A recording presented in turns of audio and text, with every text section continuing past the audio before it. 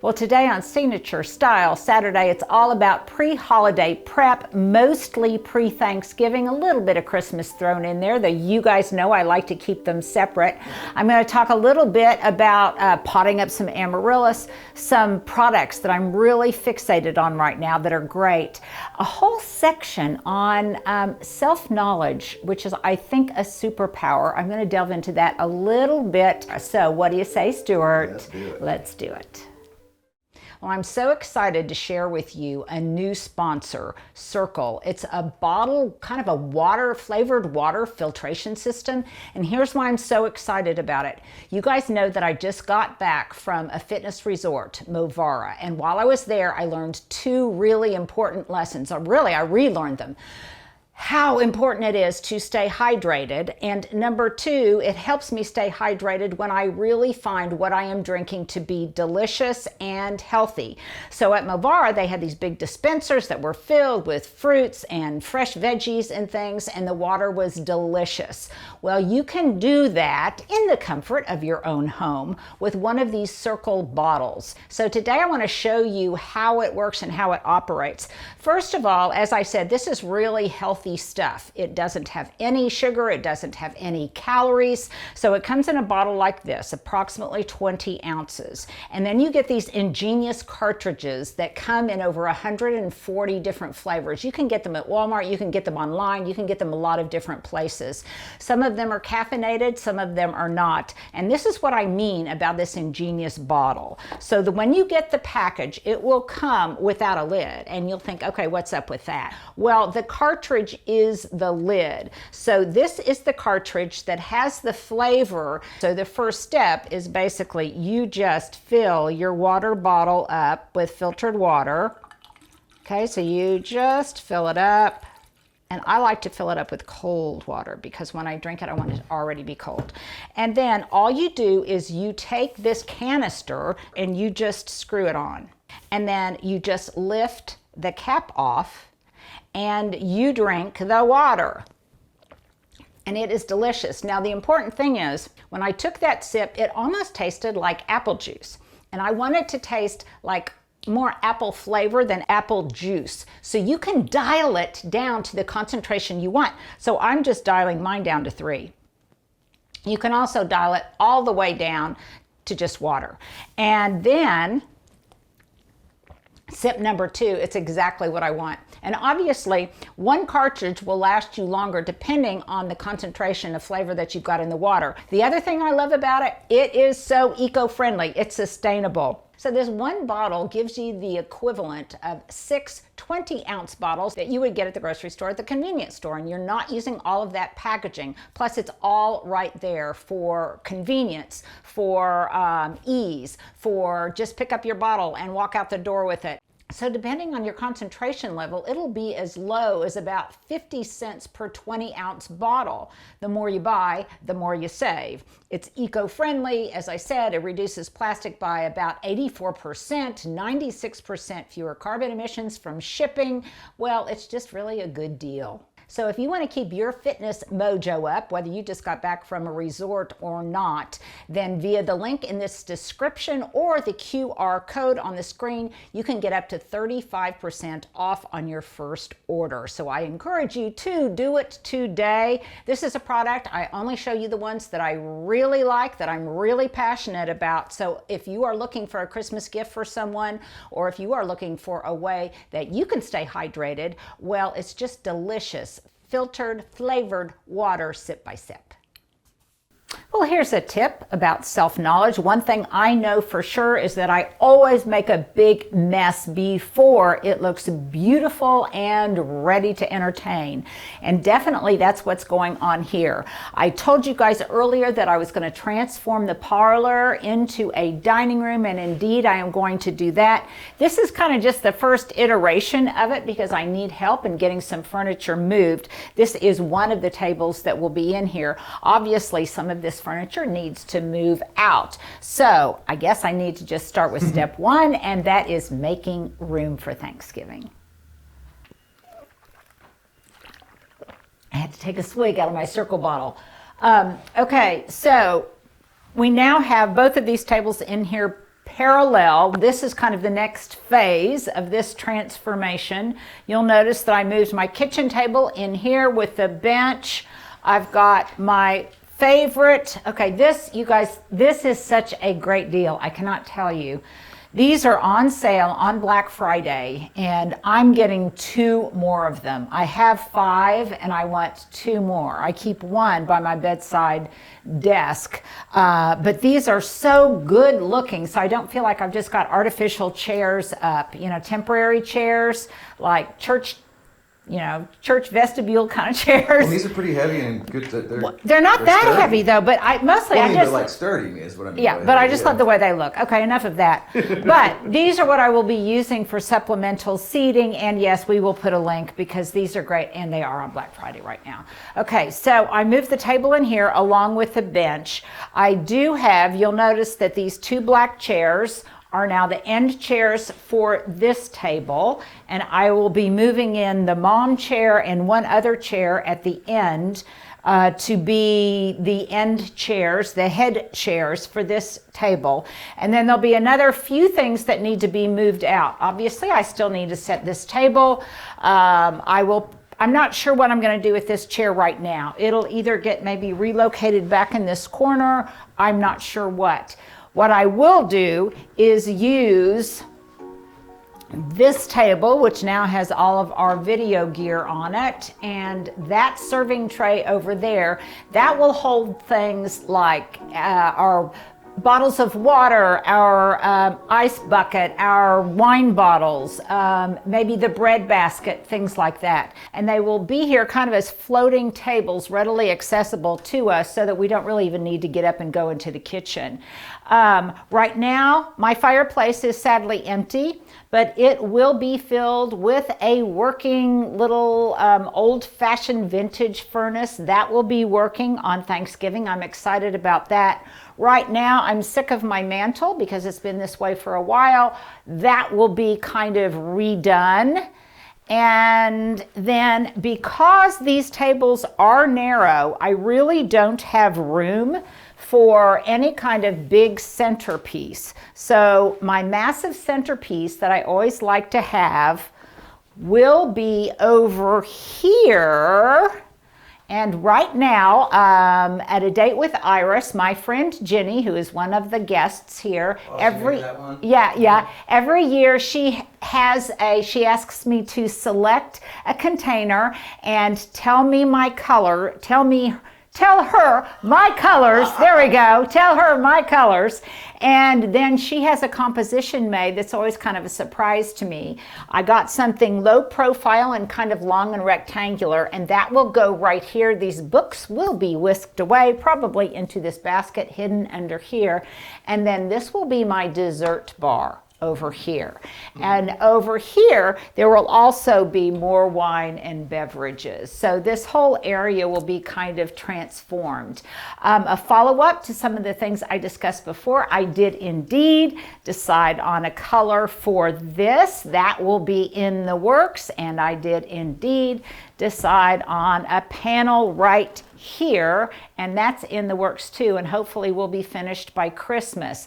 Lots of the things in here will be kind of, you know, all of the accessories, the little bibelots and things that are sitting around, those will all be changed out, whisked away so that we can eat in here in an unencumbered way visually and I guess practically. So that's what's going to go on in here. So you want to make sure to stay tuned on Sunday when my tables are set, and hopefully they'll be beautiful. Now I will not get the flower arrangement for my sideboard until probably Tuesday or Wednesday before Thanksgiving. So I want to go ahead and get this set up. So in the interim, I'm going to make a flower arrangement for where the ultimate arrangement will be placed. Let's do that. Okay, another product I'm fixated on right now are these narrow glass hurricanes. I got them off of Amazon. They come in various sets and various heights. This one right here came in a set of 6, and what I like about that is I'll probably keep 4 of them, and then I will gift 2 of them with some vintage candlesticks. which means I'll probably get them at Goodwill or thrifted.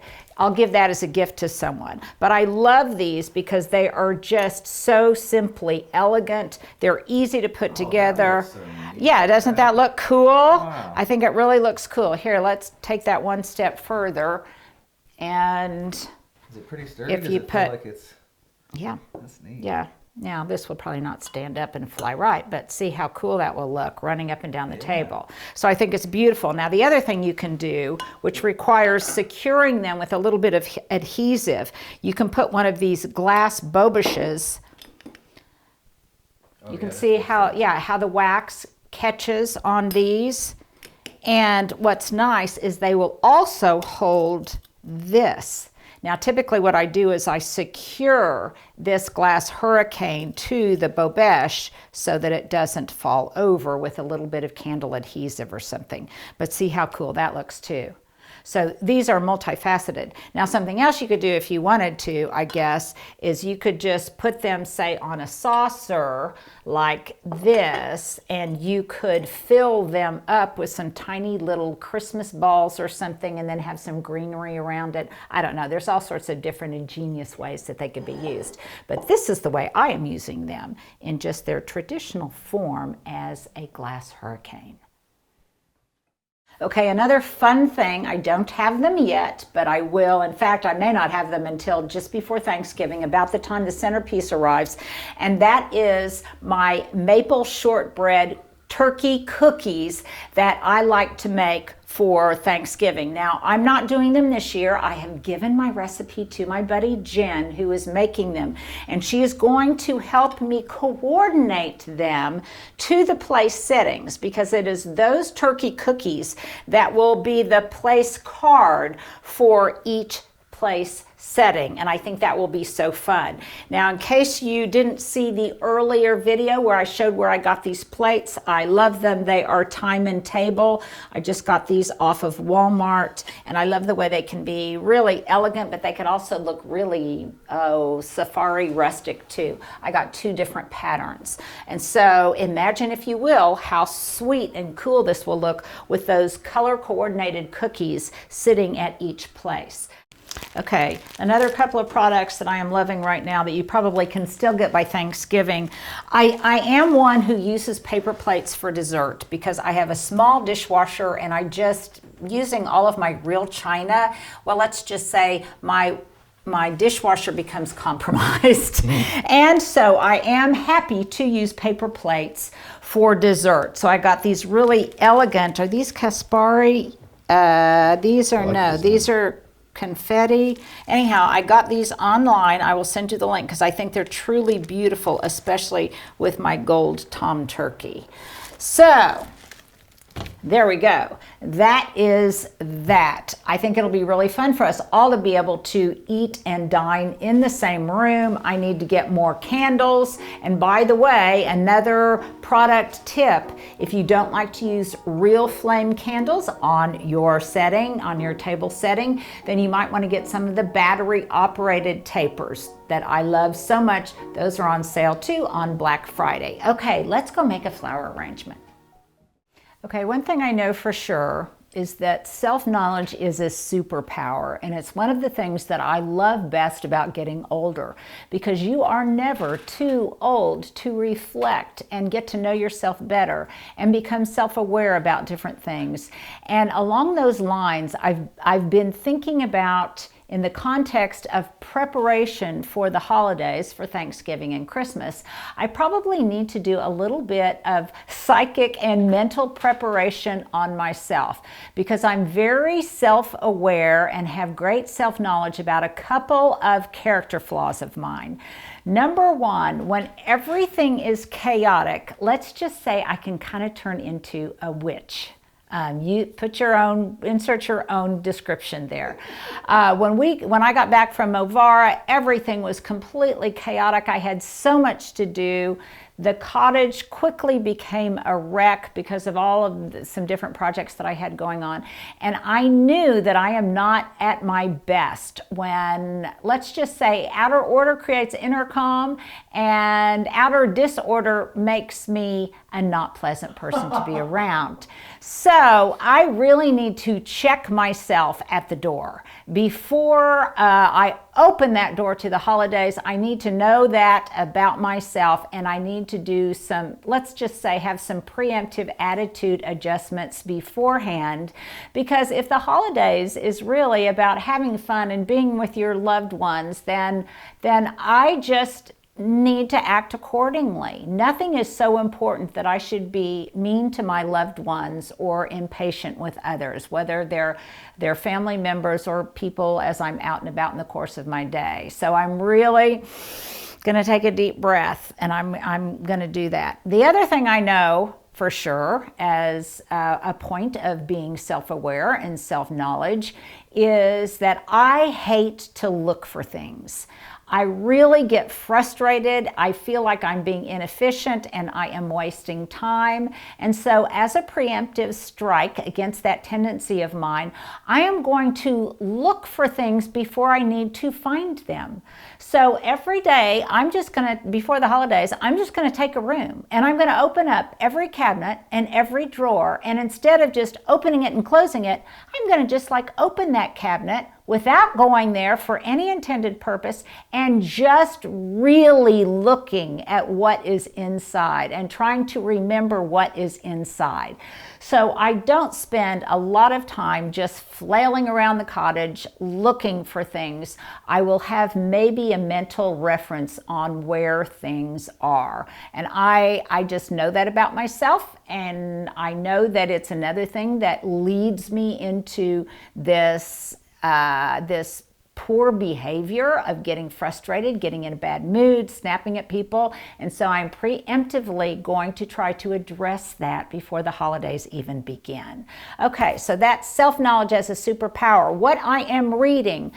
This is a wonderful gift idea, you guys. This was gifted to me by a friend of mine who came by the cottage, and she's always making wonderful, wonderful recommendations. She's a great curator of content, and she brought me this as a gift, a nature poem for every night of the year.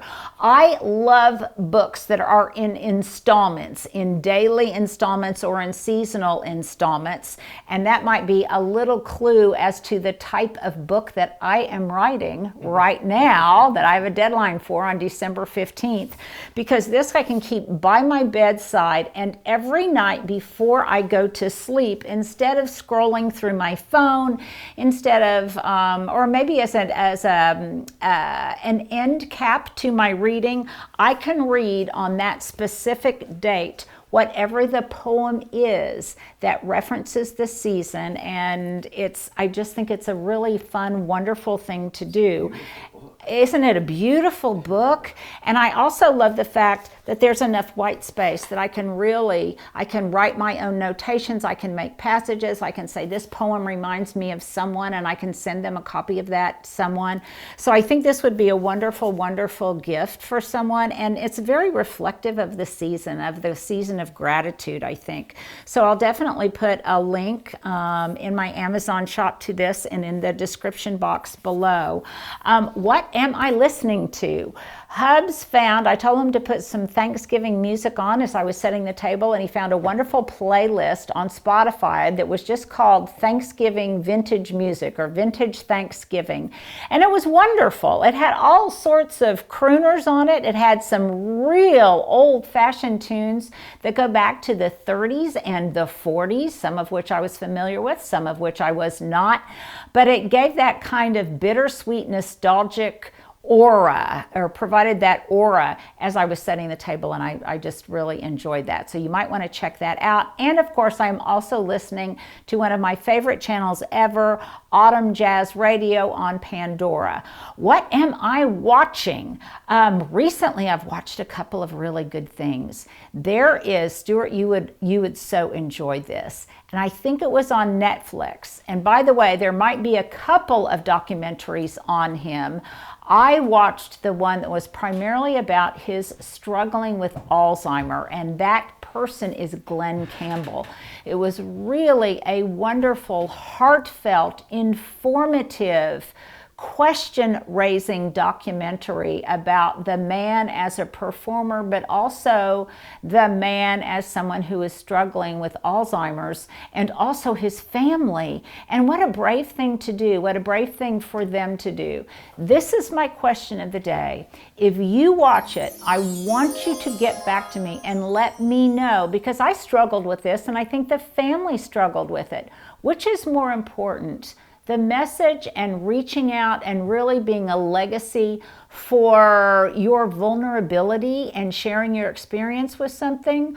Or would it have been better to just really protect him and let the public remember him as he was? You can see that they struggled with it, but what a beautiful decision. And in my personal opinion, it in no way diminished the man and the performer. It just made him that much more brave and that much more of someone we would all want to emulate. So I really, it's a wonderful documentary. It got rave reviews. Hubs has been watching 1923, and I pop in, I pop out. I don't like the violent scenes. That distresses me. But anytime Helen Mirren is on the screen, I will watch, because, excuse my French, that woman is a badass in the best way possible, and I just love her as an actress.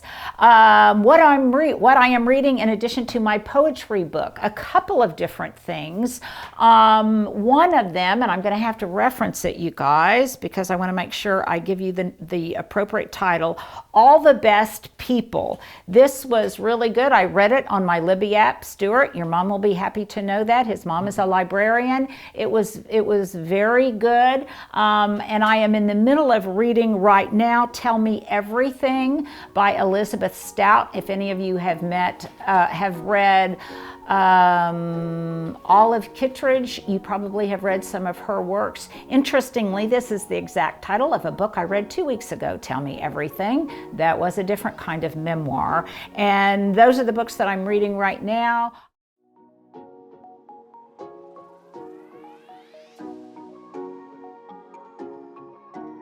Okay, I finally did what you guys have been telling me to do for years, and that is I remembered to pull out one of my Lazy Susans to do my flower decorating. It makes it so, yeah, I know, it does. It makes it so much easier, but sometimes I'm too lazy to pull things out. The Lazy Susan too. Okay, you might be experiencing Yes, you might be experiencing this too, Stuart, in your own gardens. Because it has been so abnormally warm, I still have hydrangeas in bloom. I still have, well, let's just say different things that I wouldn't necessarily consider seasonal that are still blooming their heads off, i.e. some of my white wedding hydrangeas, some of my Dear Dolores hydrangeas, and then I have some beautiful, more autumnal seed heads from my scabiosa and some beautiful foliage from Obsession Nandina. So here's the deal, I think. I really always want things to look seasonal.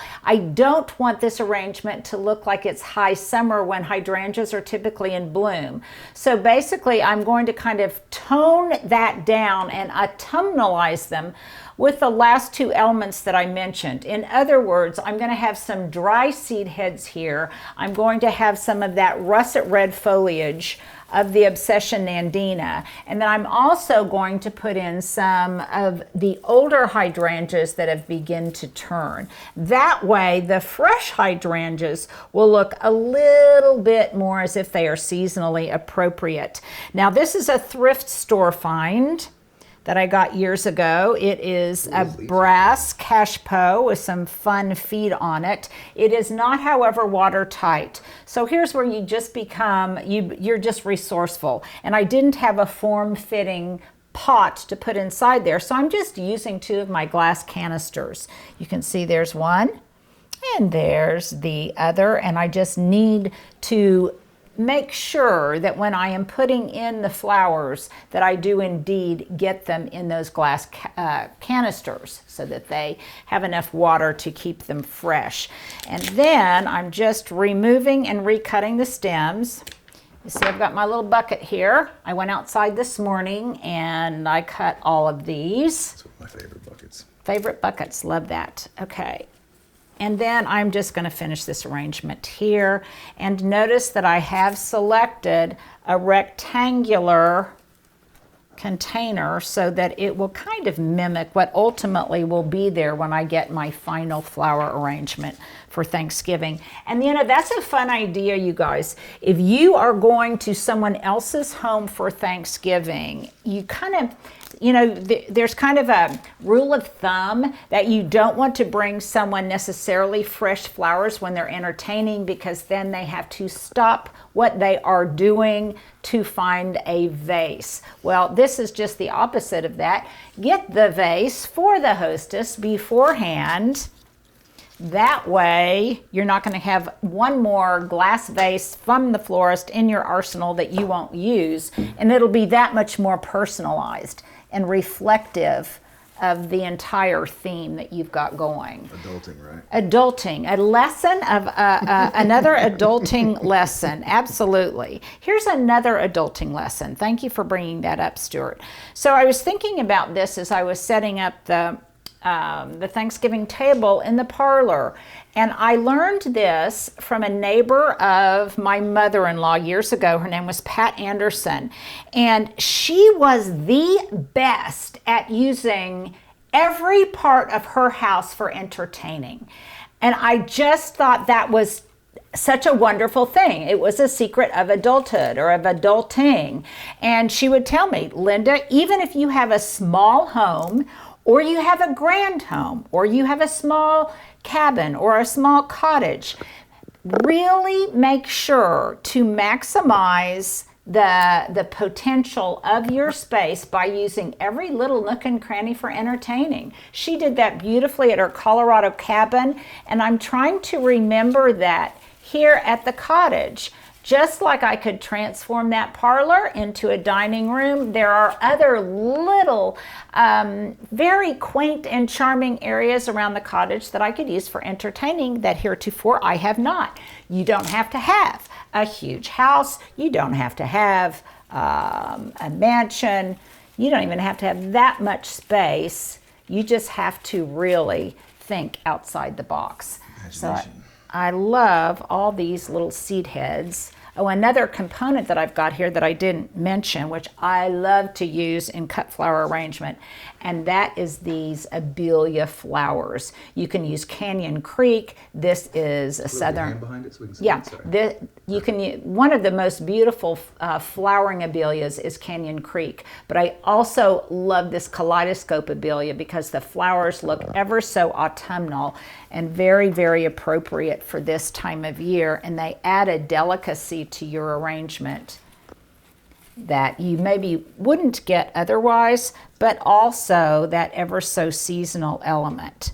So I'm looking right here, and I can see that I want to put in just a little bit more greenery because, of course, I want to hide. I like the freckles on this hydrangea. The freckles? Mm-hmm. I just like freckles in general. I want to hide the container. Okay, get in there. Cooperate. Cooperate. Okay, and now with just those last few touches, I think I have indeed done that. So Stuart, let's take a break and come back and we'll see what it looks like on the sideboard. As always, when you bring flowers indoors, you also bring some wildlife to keep you company while you are composing your arrangement. Okay, so now I'm going to put this in place. I think it is just approximately the perfect scale for right there. There will be room then for the desserts to be placed around it. I will move my little drop-off bowl that I have there for Hubs to drop his keys off and give the final arrangement just a little bit of what I call a hiccup in case things settled a little bit too much, and I want it to have more of a free-form look. So there you go. This will be here looking lovely, I think, until the final arrangement arrives. That way I can continue to enjoy the whole room pretty much in its completion before the holiday even gets here.